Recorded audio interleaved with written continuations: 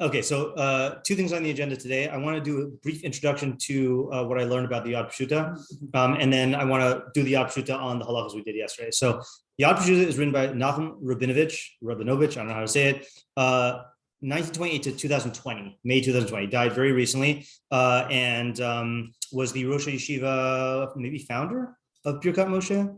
Let's see. No, he accepted a position to become Rosh Yeshiva of Birkat Moshe, which is the place that does all the Rambam stuff and all the Rabag stuff and all the a lot of the good, the good stuff there. Yeah, and there's more here about this. Okay, but what I read was a review in Chakira of a set of essays he wrote in Hebrew called Iyunim b'Mishnato Shel Rambam, Studies in Maimonides, in 2010.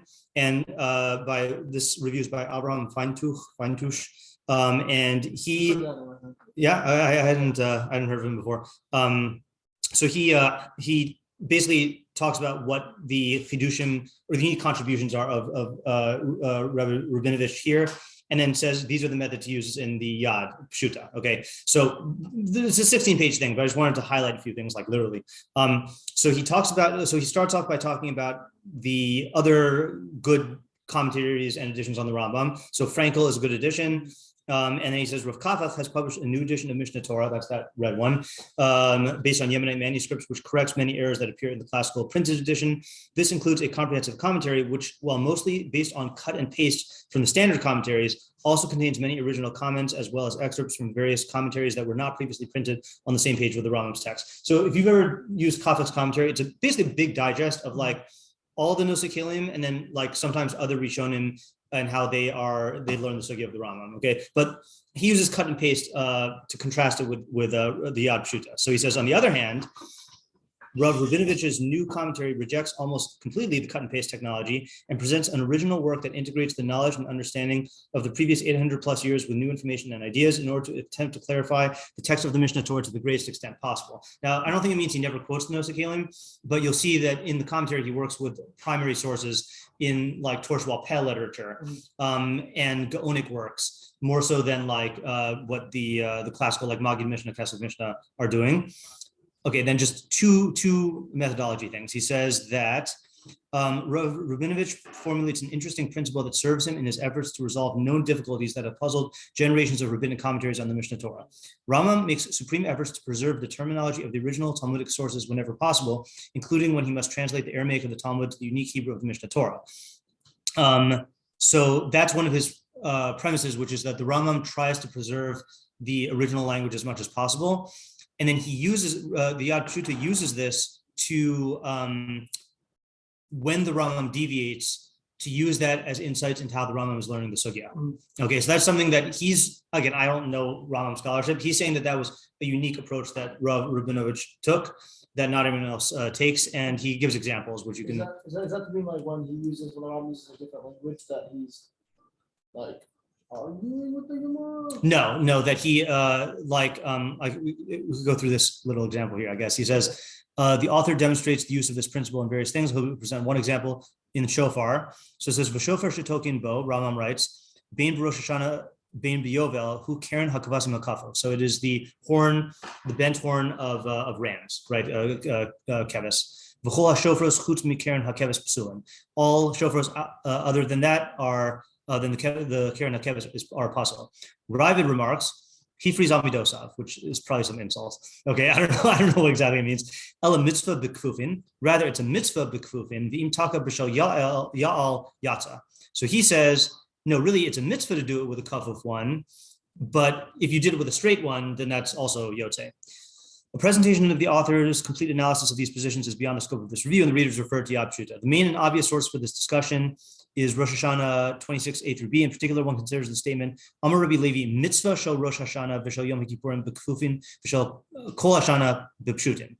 So it says the mitzvah of Rosh Hashanah and Yom Kippurim is with a bent horn, and of the rest of the year, presumably that's like with presumably that is with the Chatzotros shofar combo on Tainus. That's b'pshutin. That's with a straight horn. There are many Talmudic texts where mitzvah means preferable and not required, and in fact, Rambam often uses the term in this sense in the Mishnah Torah. This is the basis for the Ravid's objection to the Rambam's position that kfufin are required. Rabonivitch observes that, in fact, the precise term keren hakavasim hakafuf does not appear in the sugya. The closest term appears in the words of Rabbi Yehuda, Zecharim Kfufin. Thus, one may speculate that, in fact, there is another Talmudic source that the Rambam integrated into his reasoning that led to his conclusion here Rabbi Levi uses the term mitzvah for required. Sorry, I was mixing 2 points. I was saying how when the Rambam deviates in his lashon, that shows interpretation. He's making another point, which is that because the Rambam always prioritizes the original lashon, then as much as possible, then you can use that to trace back the Rambam source. And he says the author then suggests such a source in Yerushalmi, Brachos, 191. Amar Rabbi Levi, Arabia Korin Li'imra Yuvla, Vahaya B'mashuch B'keren Hayovel.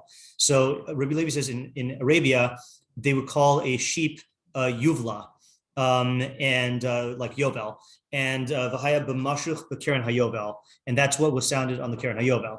The Aramaic Imra translates to keves, and Rabbi Levi is stating that the word Yovel, which is the biblical word for shofar, means Keren HaKeves. Rav Rabonivitch argues that the Rambam's requirement of Keren HaKeves is based on his integrating the statement in the Sugi and Rosh Hashanah with that in the Yerushalmi Brachos. So it's like giving a flavor of the unique type of analysis. Okay. Another one is he says a second principle that the author formulates for clarifying the content of halachos is that their context is critical. So this we know from the way we learn in Rambam Bekius and the way, let's say, like many Rambam commentaries, especially like many Briskers, completely like they just treat it as a almost like a commentary on Shas. Rambam as a commentary on Shas, just taking a shitos or just taking like the statements. And this author he says the ein mishpat ner mitzvah on the side might have done people a disservice because it allows students to look up the halachos outside of their context. Like it lends itself to that as opposed to like being familiar with the thing. So he says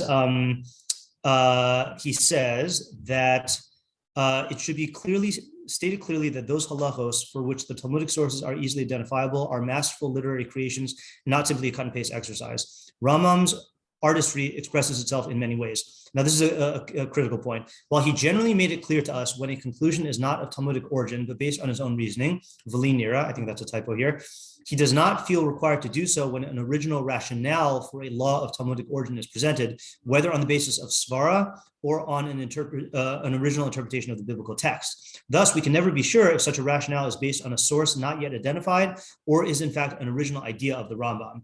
So that's an interesting thing because the Rambam does say that when he presents his own view, he'll say linira, but what this is clarifying is it's when it's his own shita in terms of the like lemaisa, but his own reasoning he won't introduce with linira. So you can't always tell whether the Rambam had his own reasoning or not. And the examples that come to my mind, I think you and I did this when we were doing the fingernail cutting thing, that in many of the either health or superstitious things in Shas that the Rambam does codify, he'll often swap out the reasoning that the Gemara gives, which he says is either like he holds is either like superstitious or not legitimate, and he'll give his own reasoning. Like the Gemara says, don't have Tashmi Shemitah by candlelight because your kids will get epilepsy. So the Rambam doesn't hold by that. So he brings it down la halacha, but he says it's because of tznius reasons. He puts it in like sexual ethics, not health, so the Rambam will not clue you in to say like linira there because he's using the din of the Gemara. Yeah. So basically, when the Rambam thinks that the Gemara held it, he won't say, but when the Rambam doesn't think the Gemara necessarily held it, just like says nothing on the topic as far as he can tell, or at least as in saying that his learning, he doesn't think the Gemara said anything on it. Right. He still thinks he'll say. Yeah, like the example that's fresh in my mind because I just went over it is when the Rambam talks about the restoration of Simchah. And how that can be done, he introduces it with linira, and then he ends off with saying like this needs to be decided. So it seems to be clear that he's not. There was no statement in the Gemara that actually proposes what he proposes. In Sanhedrin, somewhere in the first program. Yeah. Okay. Then this is another new point. He says In this vein, Rav Rabonivitch makes the following astute observation. Some of these arguments have previously appeared in Rambam's Arabic language halachic works, the commentary to the Mishneh, Sefer Mitzvos, Response, and Letters. In many places in these works, the Rambam states his sources explicitly and quotes from them. An examination of these materials shows that a quotation is always in the original language of the source, while the original ideas are in Arabic. Since some of these arguments appear in the Mishneh Torah as well, we can conclude that those that appeared in the other writings in Arabic are not quotations from Talmudic sources, but original arguments devised by the Rambam himself. And then he gives an example where the famous Rambam in the beginning of Halachos of Sipor, where he compares it. He says it's from Zachor Yom Hazeh, and he says K'moshe Nemar Zachor Yom HaShabbos. So there are a lot of Mefarshim who try to figure out like where's the Rambam quoting from when he compares it to Shabbos. And Rabonivitch, shows from the original Arabic that like this is the Rambam's unique insight to compare the two. Last part is he says a significant part of the Yad Peshutah is dedicated to reconstructing Rambam's interpretation of various sugyot in order to clarify the meaning of the halacha derived from them. In addition, Rambam follows their tradition of using Talmud Yerushalmi as an important source and expands its use in drawing halacha conclusions. As we saw in the previous example, Rav Rabonivitch observes that the Rambam will sometimes use statements quoted from a Tana or an Amora in Talmud Yerushalmi to clarify a statement of his in the Bavli, and on this basis to formulate the halacha, which I don't know for sure, but I think a lot of the like historical commentators through the Rambam, put more weight.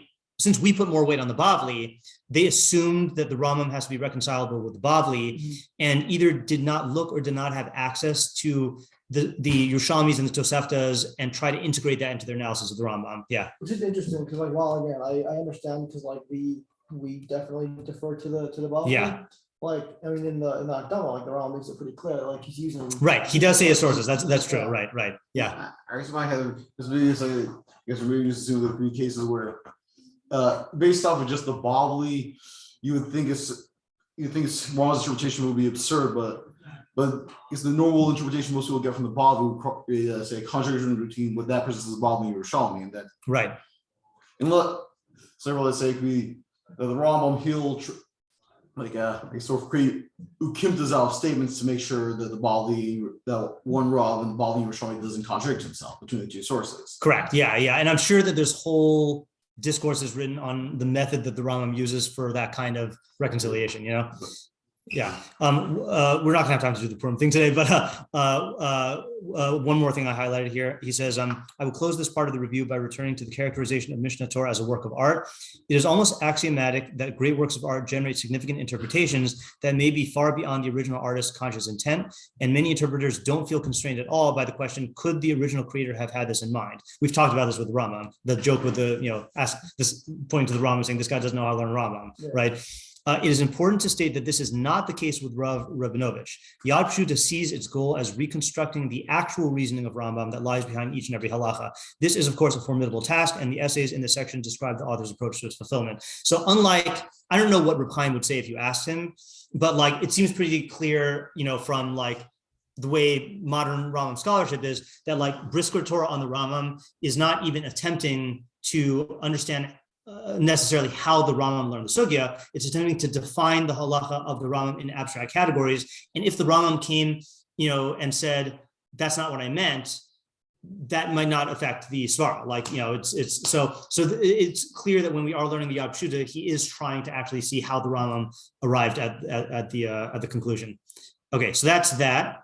I guess one more thing that Isaac Lifter told me regarding a question we raised about why the setup of the days of Purim is based on the time of Yeshua ben Nun and not some other time. So Isaac pointed out that the wall cities at the time of Yeshua ben Nun are already a halacha category in Bate Arechoma and in other, in there's already a system midoraisa of that category that is relevant for redeeming houses and such. So it would stand to reason that that's a category that this would use. That's not to say why they couldn't have created another category, but I think it is a conservative interpretation of the halacha, the kol de tikun rabbanan ke'ein derech tikun, so they're going to use that category. Yeah. Okay. Yeah. So I think that was a good answer. Yeah. Yeah. Yeah. So the plan will be just to show you how it's not super long, but So, well, I'll ask you. I have 15 minutes from here to here. You want to do it now, or you want to? I have 2 minutes at least. Okay, all right. So let's do it now, because I would like to do this so we could think about it. Okay, so the halacha in the Rambam was just this one. Ketzad chova seudah zo sheyochel basar v'yisakin seudah na k'fi asher timsa yado b'shos yain ad shishtaker v'yiradim b'shikros. So I like the way he sets up the question. Check this out. So he says, which I read the wrong one. Wait. Oh, it's a little longer. Oh, whatever. We'll start it. Okay. So he says, I'm going to skip this part. Okay. Shosa yain ashish taker. So he quotes the Gemara Megillah. Amar Rava Michayv inish lebasumi b'puraya adalo yad ben Avraham lebarach Mordechai. A person is obligated to be intoxicated on Purim until he doesn't know the difference between Avraham and Baruch Mordechai. Ravim tamu minayin lo leRabbeinu shemasayim v'yiradim b'shikros. Many are astonished and say, "Where's the Rambam get that you fall asleep in drunkenness?" Right? That is something that only the Rambam says. Okay, and he's the first to say that. Umahi mashmalas gvul. What is the sense in this limit or this parameter? Meidach. On the other hand, Divrei Rava Michayv inish levasume v'chulei afheim tu'unim hesper. You also need to explain the Gemara that you need to get drunk, right? What is the deal with that? Re'ei Hilchos Tefillah Dalad Yud Zayin Kasav Rabbeinu Shikar Ayis Palel. So in Hilchos Tefillah, the Rambam says a person who's shikar should not daven. V'im his palel tefillah satueva, and if he davens, his tefillah is an abomination. Shasui Ayis Palel V'im his palel tefillah satefillah. A shasui, someone who is literally drunk, right? Like he's drunk, not intoxicated. He should not daven, but if he daven, his tefillah is a tefillah. He has drunk. Yeah. I mean, it's funny because in English we use the word drunk to mean like, totally intoxicated. Whereas we say shazui is like buzzed. Ezehu shikar. What is the definition of a shikar in Hilchos Tefillah? Zesh ino yachol ledaber bifnei hamelach. That's someone who is not able to speak in front of a king. V'shasui sheyachol ledaber bifnei hamelach ino mishtabish. Shasui can speak in front of a king and not be confused or not mess up. Nevertheless, once he drank a revius of yain, he should not daven until the wine is removed from him. Okay, that's one halacha. So he's using the method we use also, which is cross-referencing Rambams. Okay, which is another thing that people don't necessarily do. Okay, Hilchos Shvisas Yom Tov Vav Chaf Kasav Shashikrus Ina Simchah El Holus V'Sichlus. We read that yesterday. Velonis Tavin Al Holus V'Sichlus El Al Hasimcha Sheish Ba'avodas Yoser Kol. Okay, the Hosi is an end quote. The Hosi Bignusa Shikrus Hilchos Deos Hey Gimel. We did not read this in Deos. Kisha Hachacham Shosa Yain Enu Shosa El Kadei Lishros Achilas B'Ne'av. When a Chacham drinks wine, he should only drink enough to soak the food in his innards.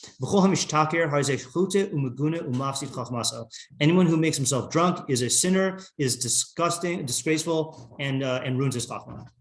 And if he becomes drunk in front of ignoramuses, then he's desecrating God's name. Okay, end quote. More Nevuchim Gimel Ches, and in More Nevuchim 3:8, Kasav, he says, Hamasibus l'shesios hamashakrim, Tihe harpasim be'einecha yoser gedola mihis kapsus b'nei adam erumim chashufe shes hanifnim b'malkum echad. So he's saying the parties where people get drunk should be more disgraceful in your eyes than huge gatherings of people who are basically naked and exposed all in one place. Drunkenness is the activity of a person who is bad in his bechira. Okay, so building a case here that the Rambam is against shikrus, right? Lefikach ein lefarish kavanas Rava lomar sheyishte adam bepurim ad sheyishtabish v'lo yeda ben Avraham lebarach Mordechai mitoch shikrus. So therefore, you can't say according to the Rambam that the statement of Rava in the Gemara is you should become drunk to this degrading point. That would not make sense. Okay, Baram, however. Lamadu be'eruvin samach dalad amabeis amar Rami bar Ava derech mil v'shena kolshu mafigin esayayin. So he says traveling, I think on foot for the distance of a meal, and then any amount of sleep will negate the wine. Okay. Amar Rav Nachman amar Rava bar Avuha lo shanu ela sheshasa kedei revis. That's only if you drank a revis. Okay, because we probably know from experience that you can't just take a nap for kolshu and then get rid of total drunkenness. He says, who should derech mil o shena mafiginosa? Aval shasa yoser miravis, but if you drank more than a revis, kol shekein should derech toradoto v'shena mishakarto. If you drink more than revis, then walking is going to make it worse, and sleeping is going to make it worse. Okay, it's going to increase the shikrus. Okay, forget whether that's actually true. V'hetik mimrazo harif, and the rif brings down that lahalacha. Okay. Mi'ata divrei Rabbeinu berurim. Now the Rambam's words are clear. Okay, how so? Hachiyuv hu sheyishte yayin yoser mirvis. So you're obligated to drink wine more than a revis. Okay, because less than revis would be shasui. So you have to get more than shasui, which is shikar. The techef shashasa yoser mirvis yiyashen. But then immediately after drinking a revis, you should go to sleep. V'nim says hashena mishakarto. So then the sleep will increase the drunkenness. Okay. Ad shemishtavish, until he becomes confounded, ve'eno yodea lahavchin bein Avraham and Baruch Mordechai, and he doesn't know the difference. V'hainu shekasav Rabbeinu. That's why the Rambam writes, v'shosei yain ad shishtaker, drink wine until you become drunk. Klomar yishte yoser miravis, drink more than revis, kadesh besofo shal davar yishtaker, so that it will ultimately make you drunk, right? Because we do know that wine takes a while to kick in. Okay, ve'ech yagia l'shikrus. How do you reach shikrus? V'yiradim b'shikrus. Fall asleep in shikrus. Shahari hashena meshakarta, because the sleep will make you more drunk. About shikrus shel shena ina begeder holulus v'sichlus, but the drunkenness of being asleep is not in the definition of wildness and foolishness. Shari yashin, because he's asleep. V'chein matzanu b'Yushalmi Sanhedrin ches zayin yayin v'shena l'rashayim hanaya lahem v'hanaya la'olam. So it says in Yushalmi Sanhedrin 8:7, wine and sleep. For the Rashayim, it's a pleasure for them and it's pleasure for the world. Okay, pleasure for them because they get drunk, and it's pleasure for the world because the world gets free from Rashayim for a little while. But ula tzadikim ra lahem ra la'olam. But for tzadikim, it's bad for them and bad for the world. Amar Rabbi Abahu bilvad yain imrov shena. That is only about wine with a lot of sleep. Amar Rabbi Yonasan yeshenim hein kim'a mipnei shetehei da'atan yusheves. Yeshenim hein kim'a. They sleep a little bit so that their minds should be settled. Not sure what that means. V'zehu shekasav Rabbeinu sheishtaper v'yiradim b'shikrus uv'kachis kain bo yain v'shenim ma'at u'levasov tehei daitam yusheves. Oh, in other words, you sleep a little bit and then get your mind in the regular spot. So this is an example. Whether or not you buy the explanation, this I think is a good example of what the essay was saying. How he's trying to reconstruct how the Rambam is learning the sugya based on other Rambams and based on these primary sources.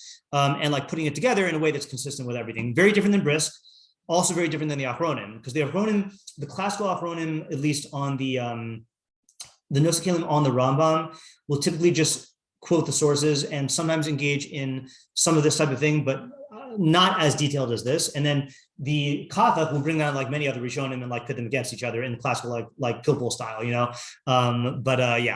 Yeah, right. So the difference, by the way, between this and the popular understanding of the Rambam is the popular understanding is you sleep, and when you're asleep, you don't know the difference between Avraham and Baruch Mordechai. That's like based on the loose Ramah that we did last year, which we want to look at again. But this is actually trying to construct the reasoning that is consistent with the Rambam's halachic definitions of shikrus and shasui and the parameters that he sets out in his other work. So I thought there's like it's a creative way to learn the Rambam. Yeah. Certainly not the way it's practiced by most people, but yeah. Okay, we did it. That was even less time than I thought. Okay, let's. Then I'll just do the 2 lines that I skipped because I didn't think we'd have time. He just brings down on Ketzah Chovas Seudah Zo. So in the Tosefta in Megillah 1:5, it says Medaktikim b'magbis Purim. Oh, sorry, imedaktik, thank you. We are not medaktik in the gathering of Purim. The reason I said that is that the actual Tosefta begins with medaktikin, but this is the second half of the Tosefta. Aval lokachim es ha'agalim v'shokchim ochlinosan, but we collect calves and we shech them and eat them. V'hamosar al yipol l'kis shel tzedakah, and the excess we do not put in the tzedakah thing. So then the Yad Peshutah says Lefaninu b'tefusim huva'al brisa kazo b'vava matzia ayin ches amud beis. So in our published editions, then that brisa from the Tosefta is brought down in Bava Metzia. Aval muchach mikama rishonim shehapiska aval lokachin as hagalim lo haisa lifneim b'gemara. So there are rishonim who bring down that phrase about we purchase calves did not appear in the Gemara. Rei hagos hagra al gilion sham v'Tosefta pshuta al kopanim mavur she'ochlim basar b'sudas Purim. But from that, it is clear that they would have meat in the Sudas Purim. Okay, so that's Yad Peshutah finding a raya that they would eat meat, and then he throws in Rei Hilchos Yom Tov Vav Yud Ches She'ein Simchah Ela B'Basar Ve'ein Simchah Ela B'Yayin, right? But the first source is more important because it's actually showing that part of the expenses that we pay for the aniyim on Purim is meat dafka. So that's an interesting thing, and it's also possible, by the way, that no, that's a different question. Yeah, okay, that's it. All right, very good. So we'll plan to go on next week in the Rambam. Yeah.